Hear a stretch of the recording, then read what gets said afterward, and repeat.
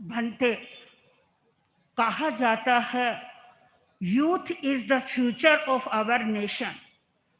युवक हमारे देश के भविष्य हैं। और मैं मुमुक्षु बहनों के लिए यह कहना चाहूंगी कि all the mumukshus are the future of Terapanth organisation.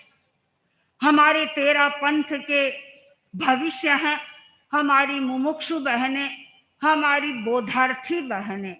यहाँ से साधु बनने की फाउंडेशन तैयार होती है। और इस फाउंडेशन को प्रारंभ किया था परम श्रद्धास्पद गुरुदेव श्री तुलसी ने। और उन्होंने उस समय में ये बात कही थी जब हमारी मुमुक्षु बहनें अध्ययन नहीं करती थी और सीधी संयम की यात्रा में यात्रायित हो जाती थी। तो गुरुदेव ने एक वाक्य दिया। गुरुदेव ने फरमाया, दीक्षा से पहले शिक्षा। और इस वाक्य ने तूफान मचा दिया, क्योंकि उस समय में बहनों की शिक्षा की ओर ध्यान नहीं दिया जाता था। यही माना जाता था कि लड़कियों को पढ़ने की क्या आवश्यकता है। अनेक प्रकार के विचार गुरुदेव के समक्ष आ रहे थे और गुरुदेव ने अपने विचारों को प्रस्तुत किया। और समाज के प्रबुद्ध श्रावकों ने, संघनिष्ठ श्रावकों ने गुरुदेव के विचारों को महत्व दिया।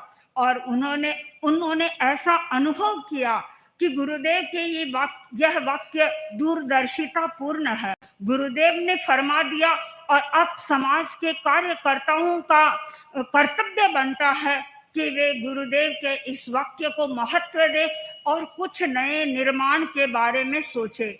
समाज के महत्वपूर्ण व्यक्ति और उस समय में मुख्य व्यक्ति थे छोगमल जी चोपड़ा।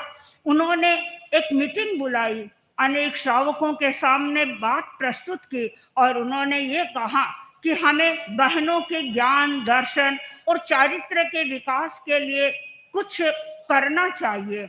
और उस गुरुदेव के उस चिंतन की ही एक निष्पत्ति है पारमार्थिक शिक्षण संस्था। 2005 में पारमार्थिक शिक्षण संस्था की स्थापना हो गई थी और उसके बाद लगभग 2027 तक ये संस्था एक चलता फिरता विश्वविद्यालय की तरह कार्य करता रहा गणाधिपति गुरुदेव श्री की सन्निधि में।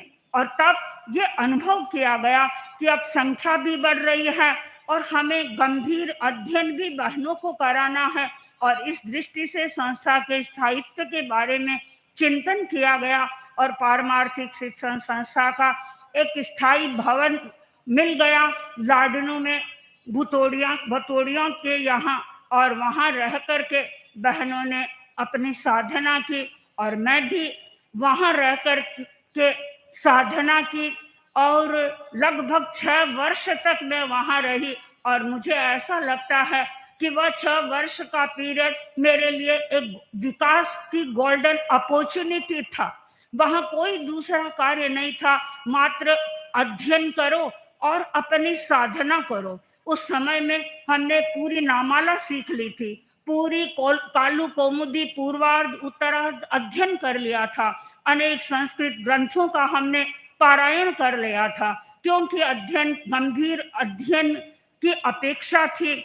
और उस समय में वहां रह करके मैंने जिस आनंद की अनुभूति की, मैं सोचती हूँ वे क्षण मेरे जीवन के लिए अविस्मरणीय क्षण बन गए।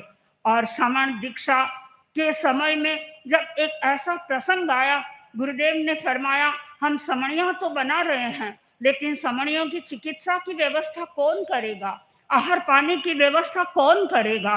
और उस समय में गुरुदेव के पास में कल्याणमल जी बरड़िया, राणमल सा जीरावला थे।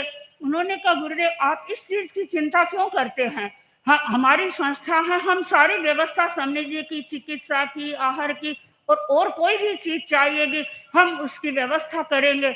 और गुरुदेव पूर्ण निश्चिंत हो गए। पारमार्थिक शिक्षण संस्था अब भी समणी जी के देख रेख कर रही है और जो आवश्यकताएं होती है उसकी पूर्ति भी कर रही है। और उसके बाद मुझे लगभग 4 वर्ष तक संस्था की व्यवस्थाओं को संभालने का अवसर मिला। और आज भी मुझे ऐसा लगता है कि मुमुक्षु बहनों को और अधिक परिश्रम करना चाहिए, संस्था में रह करके अनेक बातें सीख रही है, क्योंकि अब उनका जो बैकग्राउंड है पहले का बैकग्राउंड नहीं रहा है। पहले तो एक मुमुक्षु आती थी, बिल्कुल अशिक्षित जैसी आती थी, अथवा थोड़ा बहुत अध्ययन करके आती थी, और एक वातावरण ही ऐसा था। चूंकि अब वातावरण बदल गया और अब हमारी मुमुक्षु बहनें तो कोई सीए बन के आ रही है, कोई इंजीनियर बन के आ रही है, कोई लॉयर बन के आ रही है। मतलब इस बैकग्राउंड से निकल करके भी उनके भीतर वैराग्य के अंकुर पैदा हो रहे हैं। यह सचमुच में हमारे लिए प्रसन्नता का विषय है। मैं मुमुक्षु बहनों से यही कहना चाहूंगी कि आप इस मार्ग में आए हैं तो हमेशा आपके सामने एक डायरेक्शन रहना चाहिए कि मुझे इस डायरेक्शन में आगे बढ़ना है और इस डेस्टिनेशन तक पहुंचना है। और वह डेस्टिनेशन आपका है कि कषायों का प्रतनुकरण। मुझे मेरे कषायों का प्रतनुकरण करना है, और कषायों के प्रतनुकरण के लिए इंद्रियों का निग्रह करना है, मन का निग्रह करना है। इंद्रियों और मन का पर जब निग्रह होगा तो कषायों का प्रतनुकरण प्रारंभ हो जाएगा।